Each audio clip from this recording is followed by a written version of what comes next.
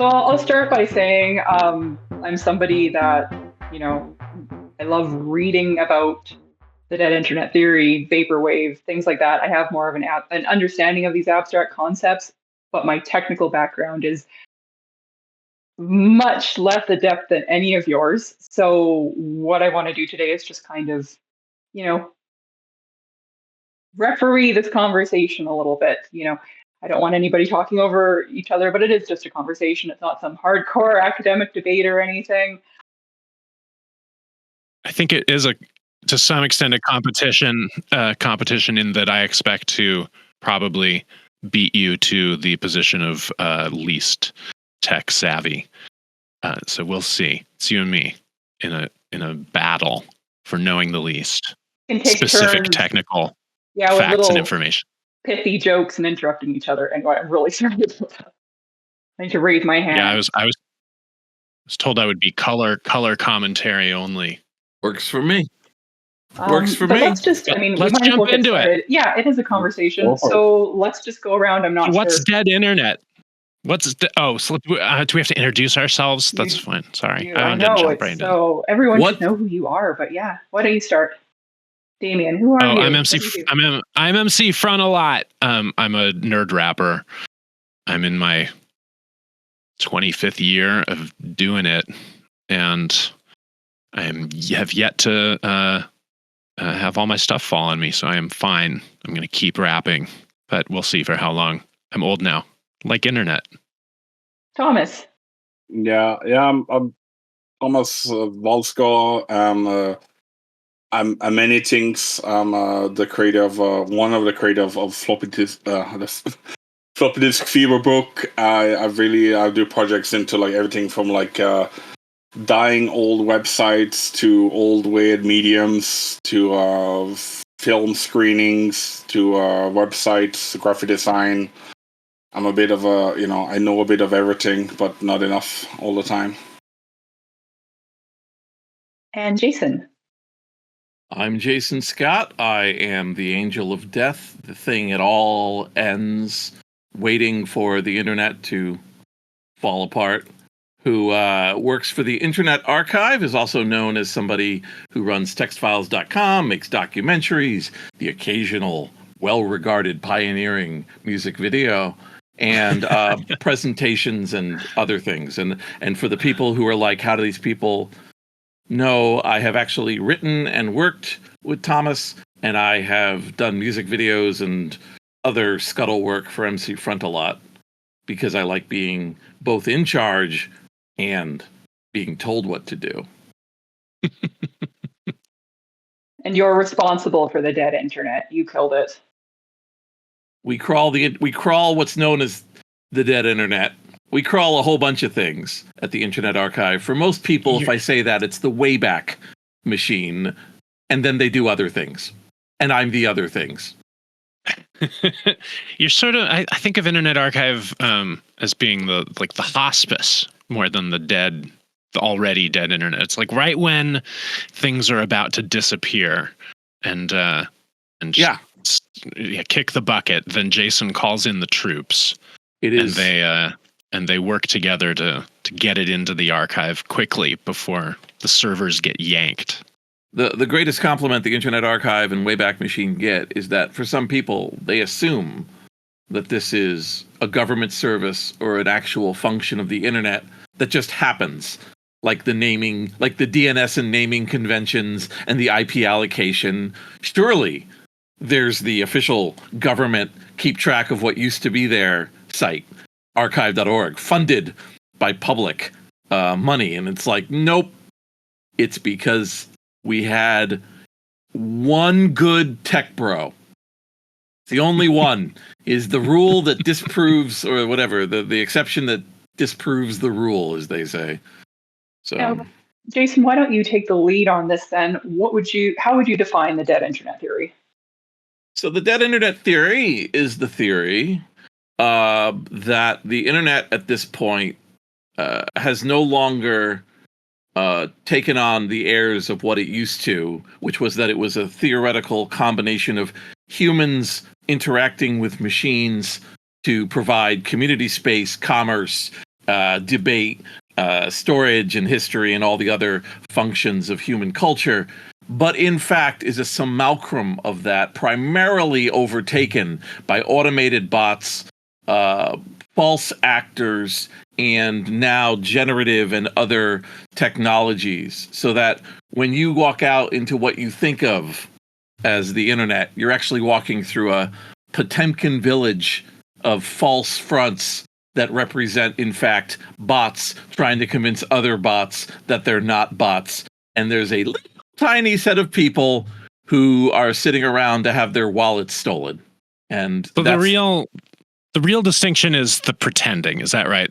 That someone has to be posing as human when they are not, and right. Otherwise we don't have dead internet. Is that right? Right. I think it's that, like, obviously the internet, if you went by pure amount of copper, was always primarily machines. But there was a theory that these humans were driving the narrative. Okay, let's say we're on CompuServe and it's 1989 or so. Yep. And we're in a chat room, and we're pretty confident that most of the messages scrolling by with the username attached have just at that moment been typed by some other human. So even though the robots are doing all the delivery mechanisms and there's a human behind it. We are live chatting with a human. But with even the exception, by the way, of clearly marked, "Hi, I'm a moderation thing." Right. That's so even then we have some amount of system messages interspersed with the humanity. And then when we start looking at web pages a few years later, those we expect all the actual language copy to be written by people, but much of it is, all of it's automated, and then much of it that we actually encounter, like a 404 or something, these are system against system messages and robots communicating with us. So from the very beginning, we're accustomed to a lot of our actual interactions being with robots, aren't we? Is that right? We're used to the idea that, and again, this isn't meant to be any kind of hipster thing, but I'm right there at the beginning. October of 1993 is when I joined the web, right? And it's this massive experiment. What month did Mosaic come out there? I'd have to look it up. Mosaic is just about that time. 95, 96.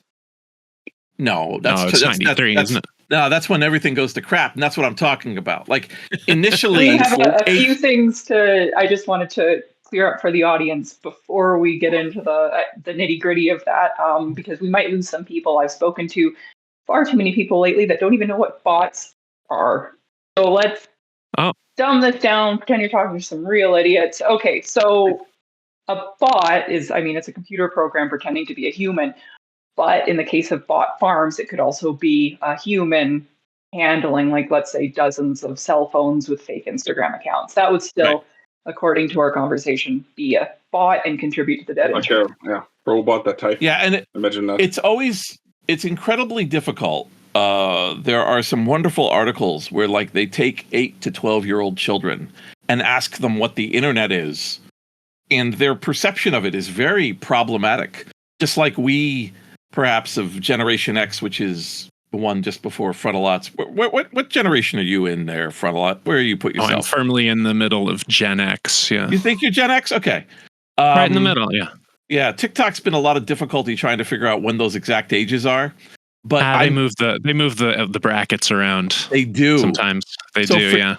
So for Gen X people, the perception of electricity is very, we turn on the light and it works. And we don't actually maybe know where the power is coming from or how it's generated or where it can go, but we know that there's something out there that makes electricity.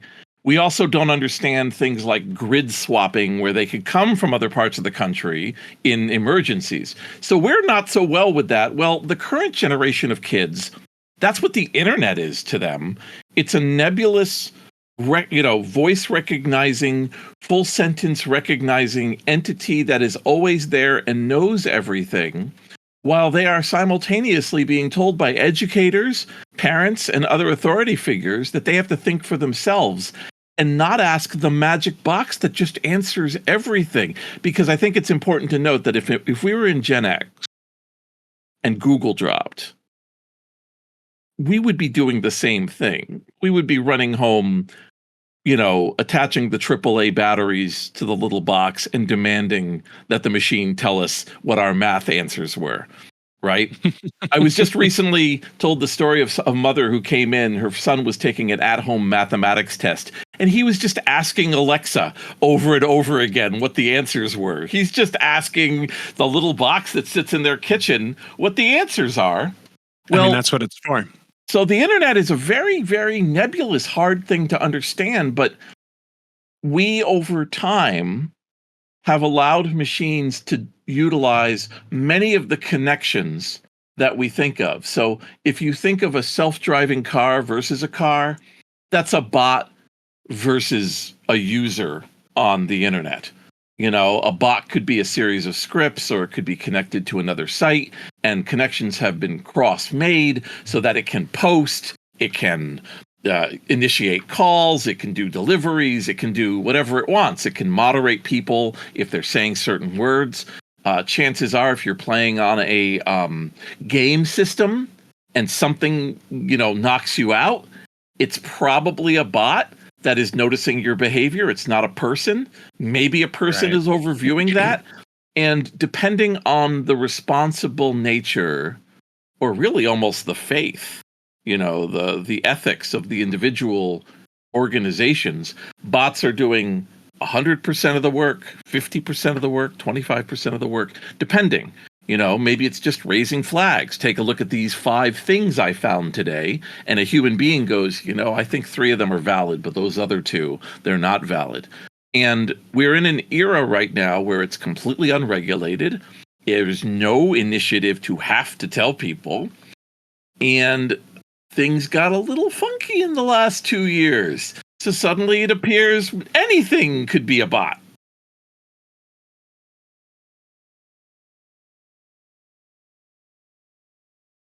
Okay. Take me on. I was just going to say we've always, I feel like we as humanity, we've just always wanted all the bots we could get our hands on. We want dishwashers to do our dishes, and we want the washing machine to do our laundry, and we want the escalator to take us to the second floor, and we're like just on board for all of those things. And that doesn't matter. Like it's not alarming that we like our tools to do jobs that people used to have to do. But this idea that the internet is a place where you interact with people, which is an idea I've held ever since the first MUDs, and waiting around for Mosaic to come out so I could stop using links. These are the idea that this is a bunch of people, having that turn into a misdirection or some kind of grand conspiracy against me as a human, enacted by all these scheming robots. That's what we're talking about, right? This is the theory that our perception of humanity is being stripped away and turned useless by the bot's ability to pose as us. Is that what we're talking about today? Yeah, I think that's basically what I got the impression of, but you can tell us, Ashley. No, that's it. I did have a series of leading questions that you jumped way over, and that's okay because conversations are alive, much like the internet should be. God, I'm so tired. I have a 2-year-old upstairs. This is anyway. Your 2-year-old is going to love what's going on. Your 2-year-old is going to love the internet. Absolutely, the internet is watching them right now. Keeping him away from it as long as I can. The internet doesn't know he exists, which is a little bit of a challenge, but I digress. Other than my Amazon shopping habits, I did want to go just back to the very beginning. We're talking about internet, how it used to be, a source of community. We had all of these online communities. There were MUD sites. That's not the way to put it. I'm a millennial. I didn't have the MUD experience. My first internet stomping grounds was Max Pages and Neopets.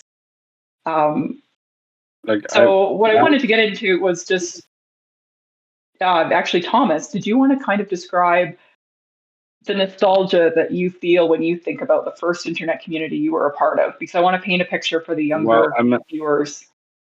I mean, like, it just aged me, so like, and like, I'm crabbing to my 40s. So, and then, like, the dead internet theory, as I found it online, is kind of written by someone I think is around my age, that was written in 2020 about their experience in 2016. And it's all about like how like they feel like it's a bit of a rabbit hole, because actually it's kind of a lot of weird conspiracy theories about kind of like pretty right wing stuff, actually, if you look into that specific theory that's written. And I have my theory actually looking at this, because I'm thinking back on my own experience of the web and getting online and stuff, that what they're describing is this nostalgia for when they were like 14, 15, maybe 12, when they were part of like online forums, talking about with friends, talking about really niche topics, because every topic had their own like PHP, like a forum thing. And then like later, in the timeline, more those kind of communities either died out or kind of like jumped ship to like a Facebook or something like this. Because people get older, so when they're 15, 14, they're like, yeah, let's make online forums about like, insert whatever topic it is. But you get to the point when you are like, 18, 19, 25, you don't have time for it anymore. You rage quit the forum, you delete it in anger. It all kind of like implodes. So what the guy or person who wrote this, because I kind of was reading it, that described this kind of frustration that community, or the nostalgia of the past when they were kids, when everything was so much more better than now, that's what they're missing in a way. And then they take the point of like bots controlling the internet, and they push that to like, the grain of truth in that, and they push it into kind of world government, conspiracy, Illuminati, lizard people. So you're suggesting that perhaps the dead internet theory, it might not all be the fault of the internet, but rather the users outgrew the websites they were originally participating in. It's more corporate greed, VC money, that kind of creating a company, and then you sell it off, you liquefy it. It's kind of Angel, Jason, know this, but so people, they're missing this community they were part of that was on this website. And then instead of blaming the corporate greed and entity that ended up selling it off and stripping it for bones and making glue out of it, they're putting this specific person who wrote this thing would then blame it as and that's really the bots. The bots destroyed my internet, and not corporate greed. But that's my theory about it. So it's interesting you say that, because I don't know if you guys, how often you use Reddit, or if you were familiar with Vote before it became super full of Nazis. But Vote, for the viewers, VOAT was the website. Oh God, that was almost 10 years ago now. And I remember it came out as a Reddit competitor, and it was supposed to be a bastion of free speech. I remember checking it out. Actually met this one woman who was running her own charity, and I helped her with some press releases. It was a really cool little community. And then Reddit banned I think it was the Fat People Hate subreddit, and a few other pretty horrible ones like that. The users needed somewhere to go. That swarmed Vote. Vote became a cesspool, and they ended up shutting it down. So that wasn't really necessarily bots that took out the site, but it did seem kind of like a controlled demolition of sorts, which I think connects to what you were saying, Thomas. That was a corporate move, wasn't it? That around when Condé Nast came and took over Reddit. Yeah. And Tumblr, when they did Tumblr, when it was bought by AT&T, if we go down this rat hole, I wonder if we're going to get out of it. Okay, so one of the most common let's say when you say like we want to hang out at a bar, which is Frontalot's been in a lot of bars. He's seen a lot of bars function. I work in bars quite often. And so as a result, there's a kind of a artifice that bars are social hangouts that things come together at. And they do organically attract a certain audience. But at their heart, they are functional fronts for liquor and alcohol companies that have regulations, have rules, have to go a certain way, has some amount of play based on the owners, but not really. You can't do certain things and so on. And so when bars have changes imposed upon them, people who had convinced themselves that their bars were just places that the owner felt like running suddenly find out like the reality is no, they can no longer host this because there's a new container law, there's a new can't stay up past 11 law, there's a new how many people can assemble law. And we see that with so the difference between everybody bringing liquor underneath the overpass at 9:00 at night on Fridays because everybody knows to drive their cars up there, and a bar that's sitting in an airport that has drinks before you get on the plane is the difference between what I think a lot of people think of as, these kind of down-home conflagrations online that MUDs were for a long time and IRC felt like for a long time and others. But in fact, people felt that way about AIM, which was just always like. But that's the thing. Companies. No, but that's the thing. So I'm saying like there were those to its users. Yeah, those were those IRC and MUDs and a few others that could be started by single or small sets of individuals, run with mostly low rules, and then other things that rose up that at their base were businesses and. I'll give you the paramount of in Boston. There was a BBS called Argus. It had 64 phone lines, and it was free, and people would chat on it all day. And it became not just somewhat vital, but like completely vital to a bunch of social groups who were very, interlocked and had lots and lots of relationships and interactions and plans. And for a long time, people were like, "How is this open? Like, how is this open?" And it took years to find out how it was open. And it was open because on one of the subboards, there was a restaurant discussion channel, and there was a restaurant paying just enough money to have posts about the restaurant's food to cover the entire BBS. And that was it. It was just this random thing. So it was corporate owned, but it was whatever. Well, if they had run into, if the internet hadn't wiped out Argus would have eventually hit that fork in the road, which is what we're talking about, which is where someone goes, you know what?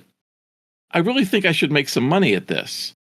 And suddenly this kind of unspoken social contract between those who run things and how their users think of it bends or breaks. Or whatever else. When 4chan gets sold, Reddit gets sold, Fark is still privately owned, Slashdot is sold. Hacker News has always been a function of a VC firm. And that misunderstanding, that fundamental misunderstanding of what got this social space to where it is now is, I think, the greatest source of all of the pain that we see. Like, we're sitting on Discord. When Discord goes down, it's gonna be a fucking disaster. This is going to be Zoomer 9/11 because it is absolutely the core functionality for so many social groups, so much activism, so much You mean commerce. That it never happened? There you go. No, a second tower has hit a second shutdown has hit the Discord servers. So jet fuel can't melt TCP/IP. It's literally impossible.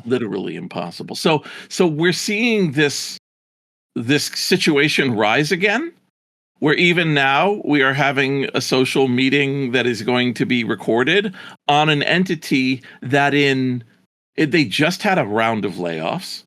They are expanding into having ads on their client. So at one point, there's going to be this switch flip where it's going to be a little bridge too far. It's going to be, hey, if you want your messages to last more than a month, it's going to cost you $3 or something. I feel like user bases have so far been pretty agile, right? Like, Dig gets ruined, everyone jumps ship, and everything that was happening at Dig just happens next door. Like Discord will fall to garbage, and something else will take its place, and nobody actually has their heart invested in which of these things they're using. They just want all their friends to be there. Not anymore. You're right. I think that into communities on the internet and understanding that they will rot and die like me, and it's just what's their expiration date, and to not be surprised. But I still think, honestly, Discord is slippery enough that it's going to be a surprise.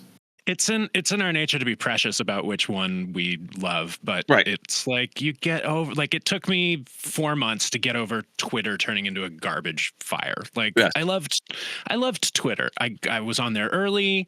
They gave when they invented being verified, they gave me one of those, and so I felt like real special and important for like a decade, and it was real hard to let go of that feeling. Yeah.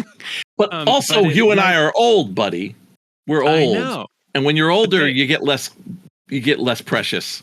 I guess so. They made it as easy as it could have possibly been. They like stripped away the blue check mark. They announced that all the Nazis were moving back in. Like, they definitely made it as easy as it could have been to like break my heart away from this thing that I'd been addicted to forever. And I've had to spread that addiction over to like 3 other versions, like clones of Twitter, just to like make my thumb not go there. But what it sounds like is sort of happening though with the dead internet theory, just to kind of keep everything on track. Sorry, we're way off. We're there. Okay. We're in the dead internet theory. We're still there. We're still there, buddy. We are. Remember, really stupid viewers, so just keep it real. Oh, don't say that about the lovely, intelligent current viewers of this very program. But what I wanted to say though is it just sounds like one of the big proponents behind the dead internet theory is just the idea that, I mean, everything's been sold off. So a lot of the websites were independent. They're being run, they're the mom and pop shops of the internet world. It's now been consolidated into basically the same 6 companies that own everything else in the world. And thus, that is part of the reason we're in this mess. Does that sound correct? So, like zombie internet, where you have all those like, where you saw it with Vice getting like decimated, where it's kind of like the fridges and the ovens of now, where you have a brand that everyone trusted, and now it's just like it's a logo as part of a portfolio of a conglomerate, where like you would just have the names will live on, but the sites are practical. I mean, you can go to myspace.com still. It's still like open, but it's not the same. It's totally just I guess more of a husk, I would say. Like Facebook to me is turning into like it's not a desert ghost town. It's more like a dying shopping mall where it just clings on. There's a prime target for trying to evaluate dead internet, I'd say, because that's a company that, and I always wondered, like, they also gave me a verified check mark, like, real early in that process. And, like, I wondered as I was sitting there with these, like, check marks that were back then really hard to get a hold of, that, like, everyone who was running some kind of a business or something, they're all like, I want it. How do I get it? Who can I bribe? And, like, random internet musicians were getting them and seeming important. And I remember thinking, like, oh, they've decided that these 100,000 people drive traffic, right? Like, they want them on the site making the content for the site so all the users can suck up ads. They didn't show me ads on Twitter for 10 years. That was what having a blue check meant. You had like a way better Twitter experience than everybody else. And I thought, oh, wait a minute. Like, I'm just a musician. I'm getting old. I'm touring less. Like, at some point, my numbers are going to stop going up on this little thing that's constantly giving me dopamine rushes from, like, my numbers going up. And I'm going to become less interested in using Twitter, Facebook, Instagram, whatever. At that point, it's going to be in the company's best interest to simulate for me a continued rise in my numbers year over year and month over month forever, so that I stay engaged and keep driving the engagement of the sucker users who have to look at advertisements. And I thought, there's no way how am I going to know? I don't know who any of these people are who reply to the posts. If they say something that I think needs a reply or that is interesting or funny or anything, I will interact with them. But I don't they could be robots. The company needs to, in fact, slowly turn them into robots as the actual humans age out of giving a shit about Twitter and Instagram, so that every celebrity, real celebrities, not just me, are looking at their numbers, and that it always each day seems slightly more vital to spend all day on Instagram posting, right? The companies need to fool the so-called influencers first, until they can figure out how to really effectively replace the influencers themselves with robots. It's so interesting that you said that, and I'm so glad you brought that up, because it is like how on TikTok they've been pushing, I don't use TikTok, but I've been told they push certain, influencers, and they try to make them the next pop stars. I think one of them's I don't know, she's supposed to be the next Taylor Swift. I don't know any of their names. I'm fairly old too, not as old as you guys, but getting up there. And Word for Fent.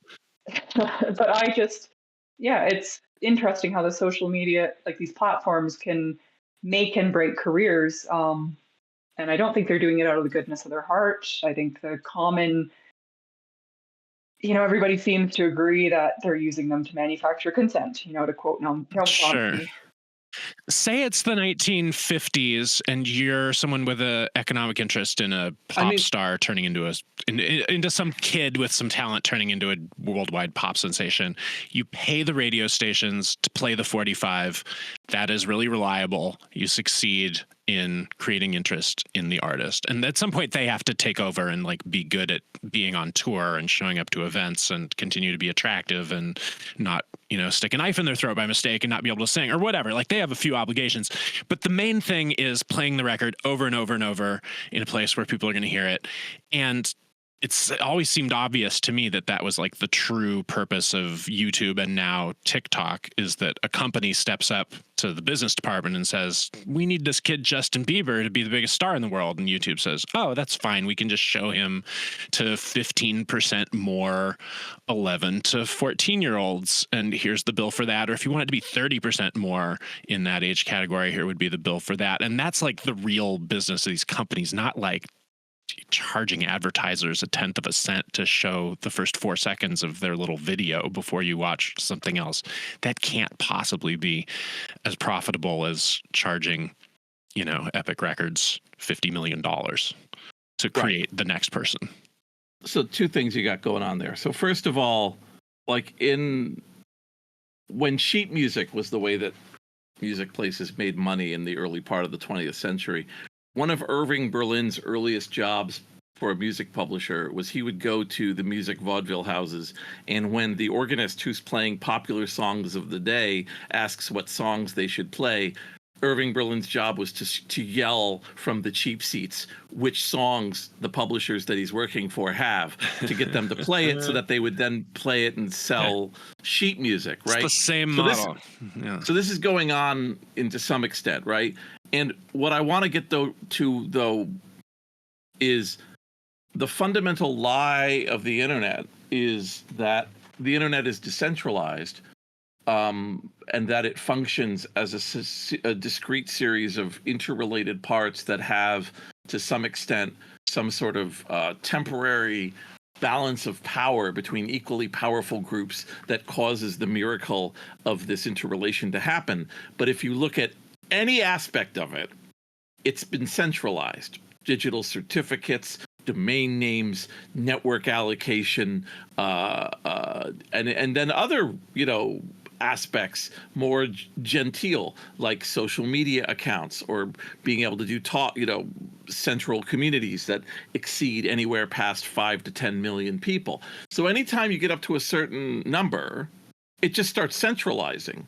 And as a result, it becomes shocking to people when a centralized authority, in the name of anything ranging from benign to evil motivation, executes something by fiat. You wake up one day and now you can't have your Facebook and your Messenger client be the same client. for a technical reason you have no say in. There's no number you can call. There's no one you can complain to. You're done. And Twitter, I think, stumbled. Remember, Twitter is a mistake. It is a company that is building something for a startup process, and then they set up this little chat system, and they think the chat system is so funny and so good that they go off and set it off aside. They announce it at South by Southwest, which is an influencer peat farm, and it blows up, and they discover, oh, this is the thing, which is why Mark Zuckerberg famously called Twitter a clown car that backed into a gold mine, because everything they had done was random. So when you're talking about the blue check, it's unworthy to say that there was any grand plan. It was just they started giving blue checks to people they liked until realizing, which, by the way, Dorsey and Stone have long revealed later, they don't think of themselves as the elite. So the fact that they are elitely granting knighthoods to random people based on they like them. The whole reason my cat Sockington had 1.1 million followers was because Biz Stone, one of the co-founders, thought the account was so funny, he made it one of 20 default accounts for 4 months that when you signed up, it would say, do you want to follow Sockington? That was it. That happened to all the big early Twitter accounts, right? Yeah. Like whatever they got amused by. Yeah. Yeah, so you like something, and it's completely, it's as arbitrary as it is. And for me, I was very lucky because the celebrity of my cat was based around a character and not me as an individual. I think it would have been very psychologically intense to correlate my personality as being the source. Right. The fact that you work under a persona, Damian, means that you're able to at least have a cloak of whatever. But imagine what it's like for a young person who's like 13 who opens boxes and gets 2 million followers, and they can't make a division between who they are and this online persona at all. Mm-hmm. And they can experience like a lot of trauma if it gets manipulated or changed or degrades. And, I mention all this along the lines of the dead internet because the dead internet implies that there's something that can be killed. And I would attest that past the introduction of CGI bin, the internet's natural run towards centralization and automation is inevitable. It is only the introduction of GPUs that have made it such cartoon level automation that we now react to it, because we're like, oh my God, it's one thing that it is subtly making decisions about our content and our writing and everything else. Now we're able to yell at it in full sentences, and it starts to feel like a person is behind it when it's just more bash scripts and macros and things happening. That's, I think, to me, I can sit here and quote, like, how bad was it for artists when Print Shop came out? How many banners changed to Print Shop banners and their set of 100 icons, as opposed to clip art in the 1990s? How many artists are being told, I know you draw really fast and you're good at it and you're really nice, but I can control C this thing, put in a picture of a slice of pie. We're done here. I don't need you. And maybe I don't even want, even though I'm doing something about a specific person that would benefit from a custom drawing, I'm going to replace it with a picture of an apple pie and say it's fine anyway. I think that we have been faced up against this problem since the beginning, and that it's not changed.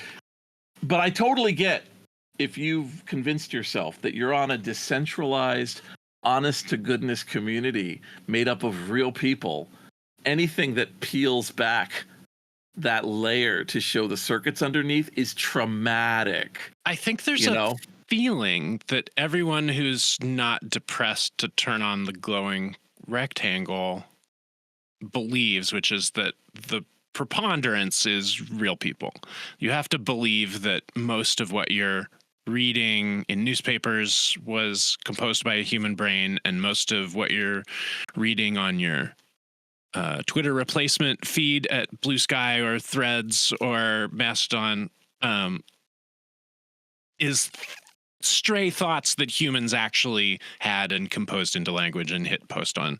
And if that tips over, not in reality, but in your perception, if that tips over 50%, you're going to just feel besieged. You're going to be like, Right. oh, I'm drowning in robots. It's like, what is the point anymore? This isn't even like people anymore. Like every time I glance at this, I have to think this probably isn't even a person. And once you like have that perception, then the internet is dead to you in your heart. And so, so the conspiracy idea that has already happened and we can't tell, like I do find it fascinating. I'm sad to hear that it's some right wing crazy person started the idea, because it's going to be a more and more salient question. Like that's already like real on dating sites, as I understand it. Like the chances of you having a positive interaction with an actual human is now fairly low on any well-trafficked dating site. I need just a second here. I didn't want to put a pin in the conversation. I'm super paranoid. I haven't used this bot before, ironically. And I'm just going to do a quick little thing. I wanted to make sure it's not like a trial and I'm not going to run out of time or anything like that. My question was, now we're recording again. I'm wondering, and this is going to sound really stupid. So when I keep referring to my stupid audience, basically I need you to dumb things down for me. I am the stupid audience. So Jason, is it possible for AI to escape? Is that like, when we're talking about these bots filling up Reddit or bots filling up Tumblr, how do they get there? Oh, I think it's entirely possible for AI to escape if you define escape as utilizing channels of communication and action that we do not personally expect the AI to have gotten to. So if you have somebody who's messing around somewhere and they hook an AI up to a phone and they go, aren't I funny? I have connected an AI to a phone. I'm going to let a bunch of people mess with it, and I'm also going to let it do its thing. Then if you give an AI the ability to respond to spoken language and to speak with a relatively focused whatever, it's going to be able to order food, ask for things, and so on. What level of social status it's given is going to probably be very similar to any telephone call. So if you, as a person, call up a pizza place and order 5 pizzas and you're not going to pay for the pizzas, yeah, the AI can do that too. I don't think the AI is going to poison the pizzas. I don't think the AI is going to put the pizza place out of business. I don't think it's going to, cause the pizza place to hear something come across the phone that hasn't, especially if they're near a college town, that they haven't had to deal with 100 times. But to some people, giving AI access to additional undocumented sets of communication represents a potentially regulatable act in the same way as mailing weapons to unverified addresses or providing a food cart that is in a public place that has no verification that the food is safe and has no procedures for protecting people who buy it.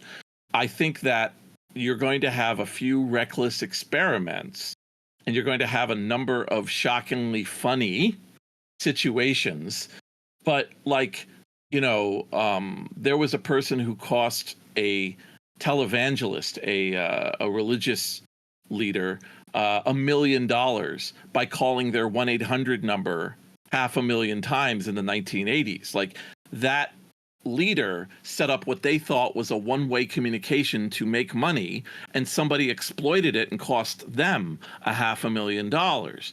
In the same way, we can't really be sure that a relatively reactive automated item can't cause people to take action. But my personal belief is you'll get a few funny stories, and then everyone will live in a world where that happens. I had a security breach that I had to deal with recently, and I called the person whose password had been compromised. Oh no, not the person whose password had been compromised. The person they worked with, to say, don't accept anything. Do not talk to this person unless you have initiated a video call until this is settled, because I could not verify for them that a particularly canny hacker would not use that other person's voice in a phone call to get them to transfer money. You've got the most clonable voice on earth. How many hours of training data have your podcasts created over the decades? Oh, certainly one of my friends gave me a 5-minute rant by me talking about something I would never talk about. I got to hear it. It was enough that if you don't know who I am, it's me. It's me. We all have to explain to our parents now that we are never going to call from overseas, like really needing money wired so we can get out of jail, or just in case we might be in that situation, like call us back. Don't on our actual phone. The only thing that's really changed recently is that the barrier cost is now lower.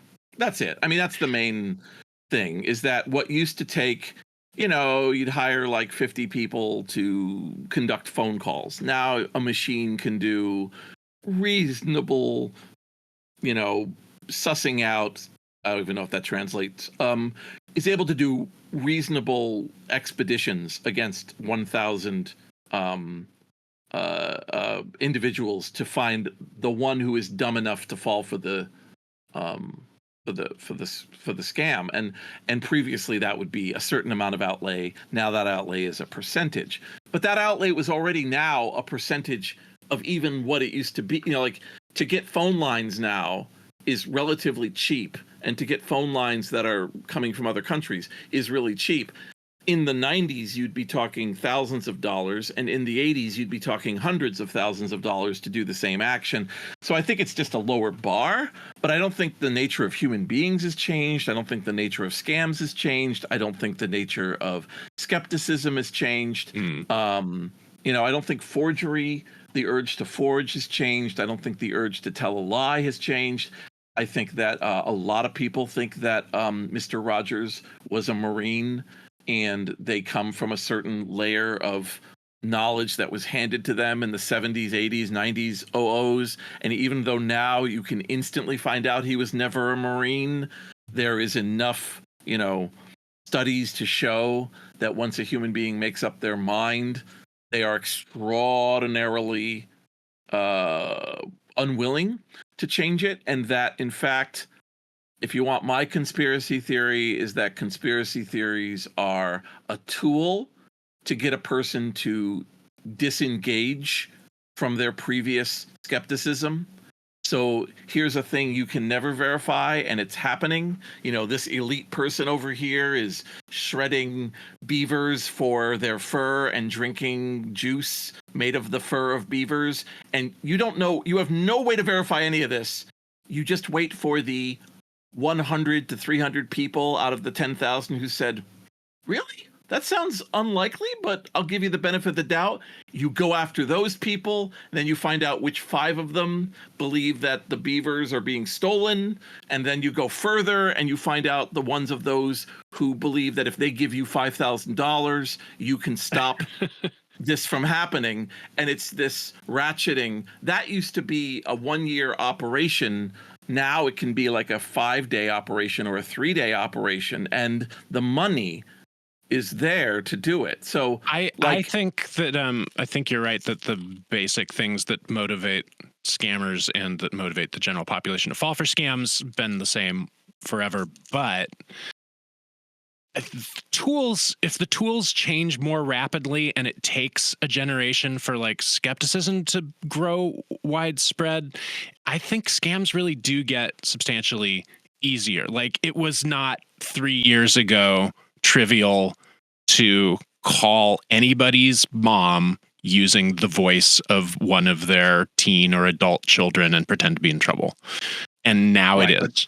If that kid has ever done a 45-second rant on their Instagram page, then it is harder to link them to their parents and find that phone number than it is to fake the kid's voice.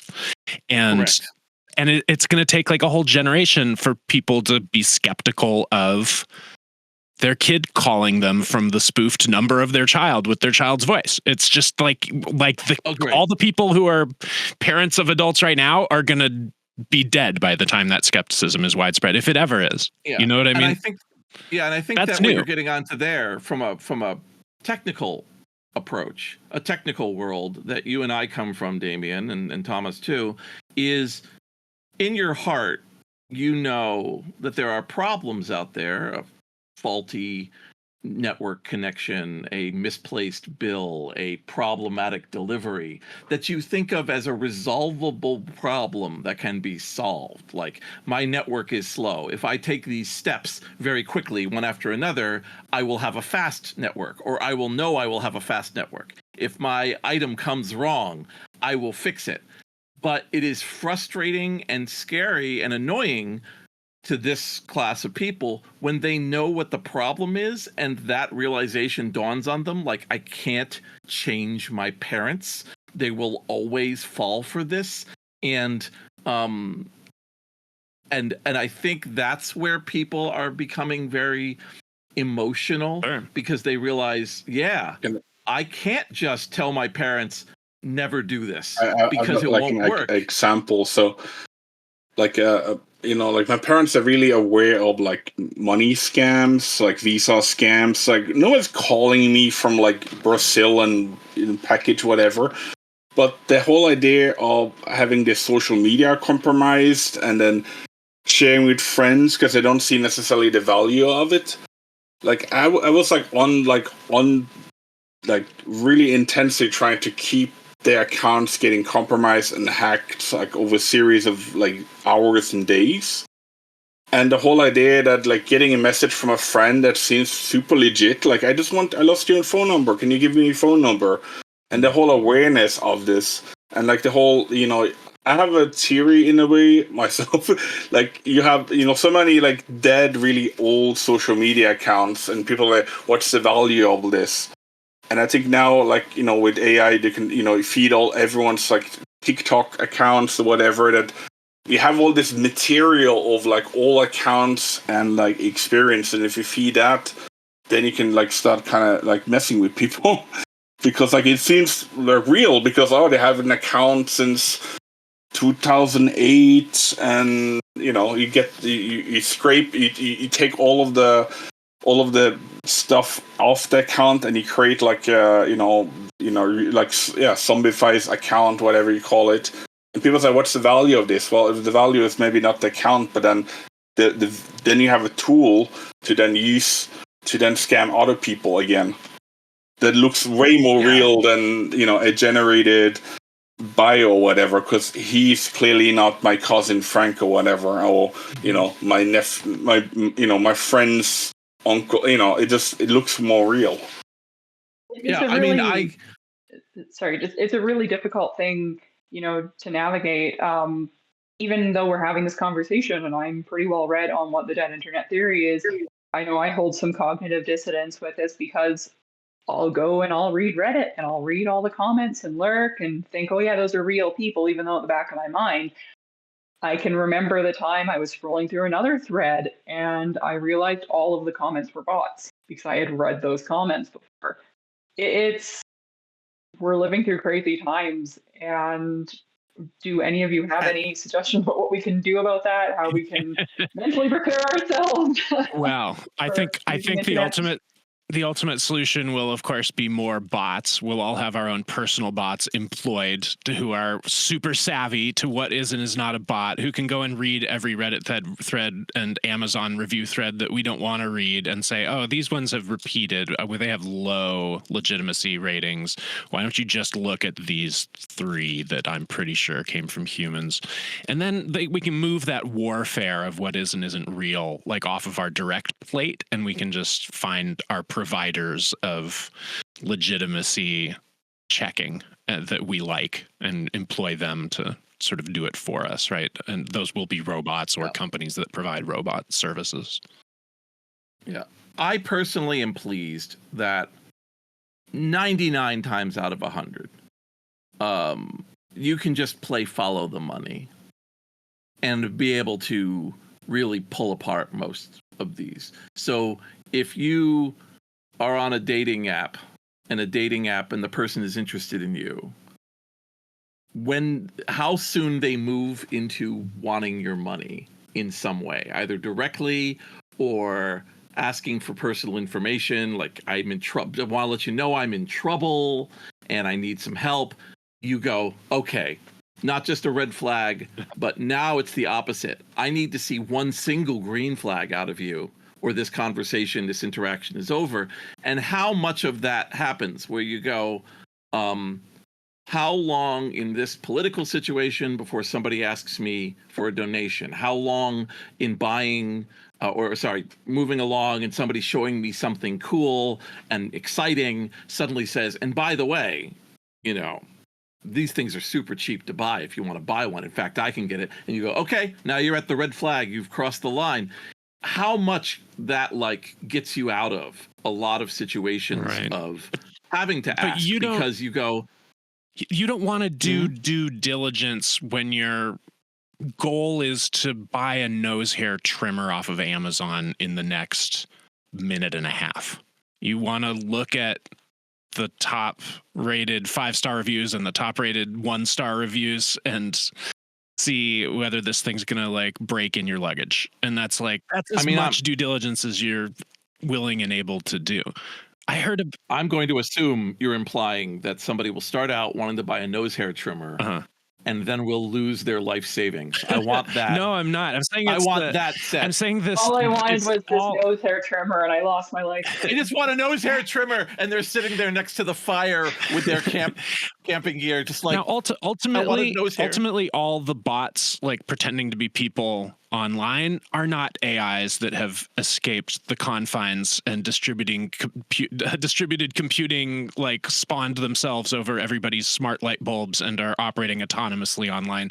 They are actually just the tool set that is currently being used by a confidence trickster, right? But so is the fake reviews, bot written or sweatshop written on an Amazon page, right? It's all really the same thing. And just because they're putting a lot more hours into man hours and brain hours into scamming you if they're trying to get your life savings versus trying to get you to pay $10 for a nose hair trimmer that should cost 50 cents. That's just a difference in scale. And I remembered a thing. This is a left turn. I remembered the best scam because I just read about it on dating sites. They caught a restaurant pretending to be singles in your area, and they would chat with you for a little while under a variety of pictures and names and convince you to meet them for a date, which you'd be very excited about because they're attractive and they seem to like you a lot. And they would suggest meeting at the restaurant for dinner, where once you got stood up, you were definitely going to still sit there and order food. And they pulled this off for I don't know how long before they got caught. That's amazing. My favorite scam is Boxer Rocks. Do you know Boxer Rocks? Boxer Rocks is my favorite one. Okay, this was really popular along the Jersey Turnpike. So eBay? No, sorry, go on. No, what you do is Boxer Rocks predates eBay. Or ish. It moved well into eBay. So here's what you do: it's rush hour. So rush hour in New York means you're going along these big highways, not many turnoffs, and there'll be a truck, and the truck inside will have all of these VCRs, and they will sell them to you for $100. And the trick is that they've really, really wrapped them tight, like packing tape, hard. And when you get home, it's just rocks. And what I love about it is because it preys off of people who are like, I don't care who got victimized for me to be able to pay $100 for a $500 VCR or pay $100 for, whatever price TV. And then they get home and they realize, oh, the person was me, because they've lost it. So I love Boxer Rocks because it literally scams people who are the least ethical, as opposed to a person who is hurt or a person in need, where they are appealing to your ethics. This is a reverse that. They appeal to your lack of ethics, lack of empathy, and your reward is a box of rocks. That's my Thomas, what's your favorite scam besides Brexit? That's cheating. What else? Favorite scam. I have a brain that kind of have too many things happening, and then I have a bit of a mental traffic jam. You can describe a type of scam. You can describe what is the most amusing way to you that people get parted from their money unfairly? Well, I mean, like the thing that there was this. Yeah, I don't remember if it's like, because I'm from Norway, and there was this guy, like he was famous to sell all of this like weird electronics online, this like mail catalog thing. One of the things he always would promote was that he was an investor in this like early flying car project, and then you could like kind of like you could support this endeavor and be part of this by putting money into his kind of. By buying product, you will help me kind of like, make this flying car real. Mm-hmm. I don't really know the details. The website is amazing because it's like kind of like pure like 90s like GeoCities on speed element, because basically every product was on the entire page, but it was kind of like this thing where he believed it so much himself that he couldn't really see that probably he himself got scammed. So it's a bit of a kind of like you have a scammer that scams a scammer, like kind of how far the rabbit hole do you go? Right. That's like yeah. I mean, for me, I think that's accurate. By the way, like a person who doesn't even realize they're a scammer is your favorite kind of scam. Like a person who is so weird in their business that they have literally, unfortunately, scammed everyone around them because they wouldn't look at reason. I like it. Yeah. It's basically like Anna Delvey, Anna Sorkin.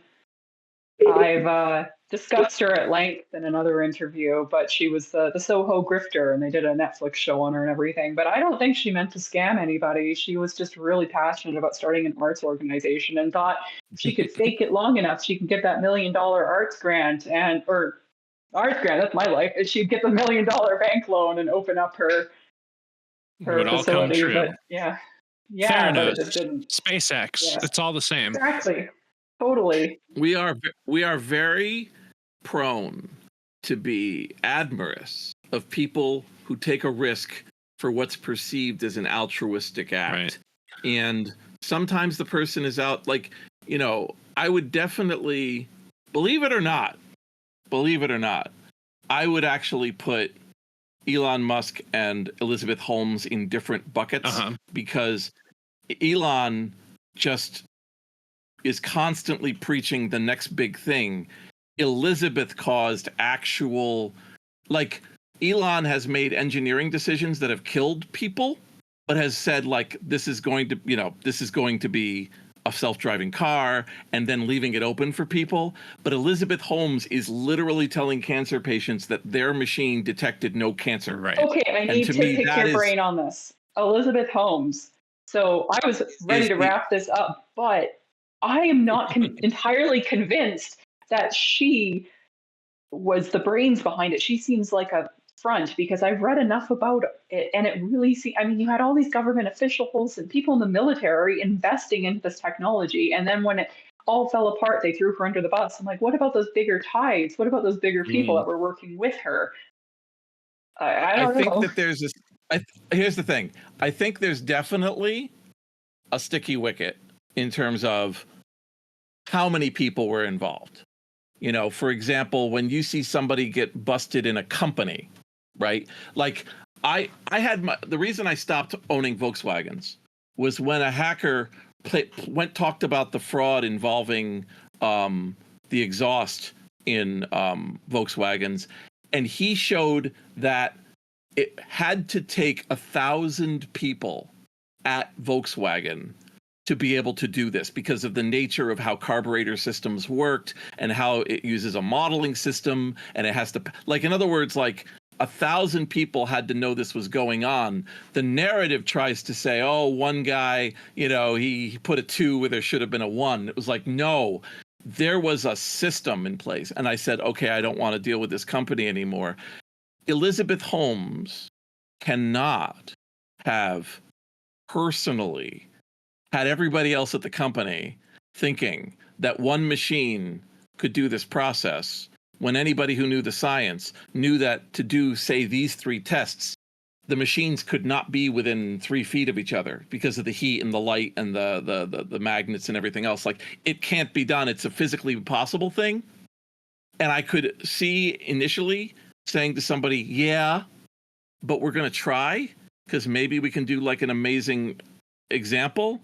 But the minute they made the deal with CVS and we're shipping to places and people are having blood drawn and they're doing it, everybody is complicit. She has, and the stories are of people raising flags and finding themselves gone and under NDAs and cynically believing, well, that's how the world works. The relationship between her and her, basically partner, her CFO slash lover. Yeah, the CFO. Well, that's the thing. But like that relationship is 2 people conspiring to cause as much crime as possible in the pursuit. According to the dramatization, it's pretty much the 2 of them bullying all of their technicians into going along with it, and then she just charmed all of the money people except for that one scientist into the grandson, the guy. But yeah, the one whose grandson was the guy, was the board member, and they didn't talk. But again, I think what you see going on, Ashley, is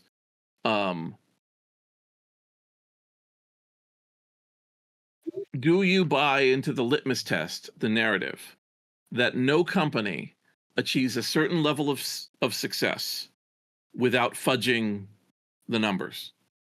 And so if you buy into that, then it's just a matter of degrees. Medical company, car company, lemonade company, capacitor company. In the 80s, Atari and a bunch of other companies got investigated because it turned out there were not enough capacitors being made, but trade restrictions between America and Asia prevented the sale of materials to the US, and there wasn't enough to meet the demand. And a bunch of companies did incredibly shady things through gray market and misappropriation of numbers and money and payoffs and bribes to be able to achieve it. To them, they were like, we're just in the business, and to do the business, we have to do these shady things. And anybody who's like, no, I don't mark a box of capacitors as a box of spark plugs. I don't do that. And they left. And you're just, consolidating and getting rid of it. To me, one of the reasons you're hearing me pause is because I'm like, if you read the other thing I find with Tesla stuff is that it's usually in the fine print or in the print. Like, car will murder you. Don't. Car will murder you stuff is in there. Don't get car wet. Don't taunt Happy Fun Ball.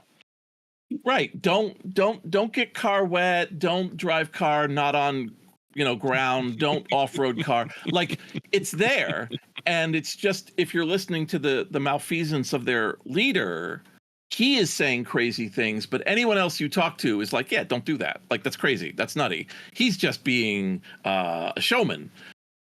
Elizabeth Holmes, very specifically, and I don't care if it's her and 20 other people, made people who were sick die or get sicker, thinking that they were being taken care of. That's my personal line. I think they're in this. I put them in the same bucket because I think the bucket is people who could talk a pretty good game and knew a bunch of rich people and thought that fake it till you make it was gonna work out.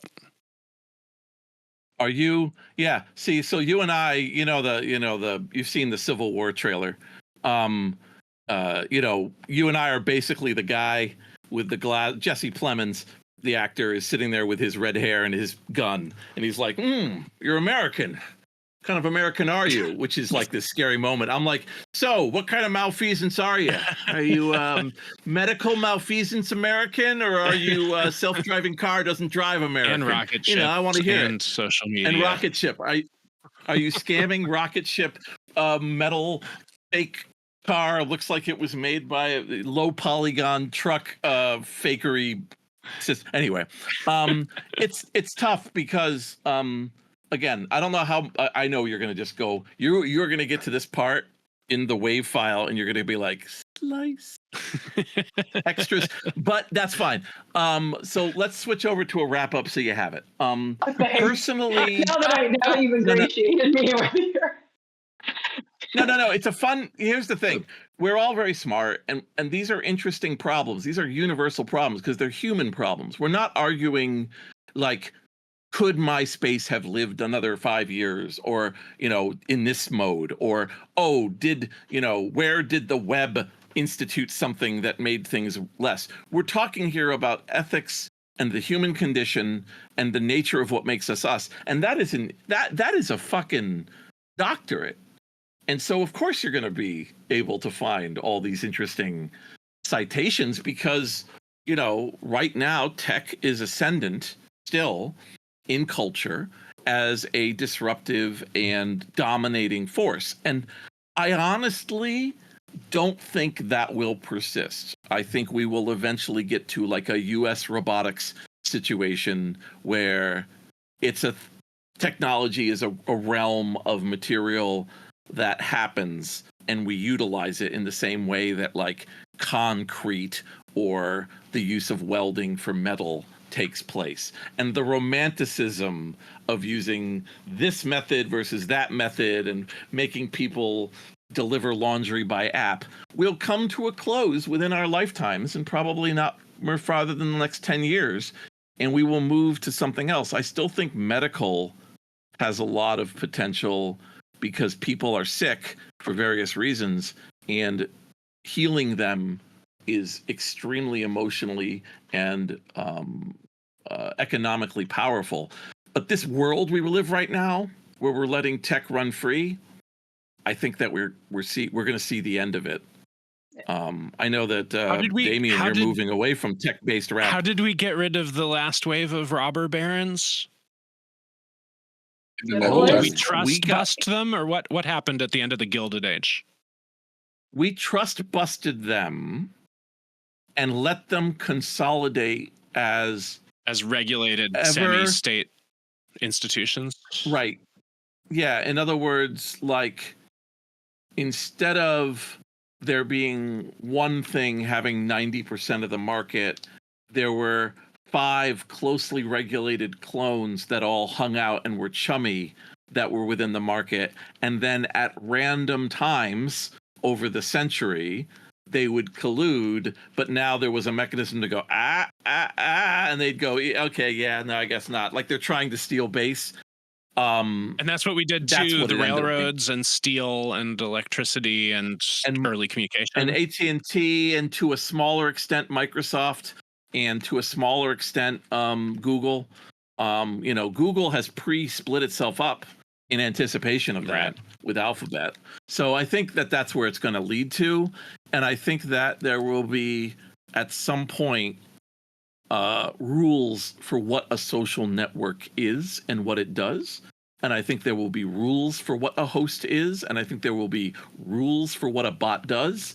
And will people do the other things? Yes, but they will be in trouble, or possibly in trouble. That's what we do now. We're like, drug dealing is illegal, hint, hint, tisk, tisk, side by side. But it's harder to deal drugs illegally. And so that is what I think we're going to see, that in terms of like an incremental move away from 4 people will change medicine randomly and then discover later, oh, they didn't change medicine. and they got a bunch of people sick, or we're going to change how car infrastructure works. Like, if you don't have faith in humanity, that humanity eventually works it out, I think you're sunk. But I think it's okay to have a lack of faith in humanity's speed and efficiency. That's cool. That's fine. You're right. It's like this could have been solved 10 years ago with a meeting. This world-changing paradigm of tech dominance could have been a phone call. That's where we are now. I think, to summarize, and because I'm choosing to do so of my own volition and not because you chose me to, or told me to summarize, though, it really does sound like, the dead internet theory is just the result of capitalism. It's like capitalism, same as it ever was.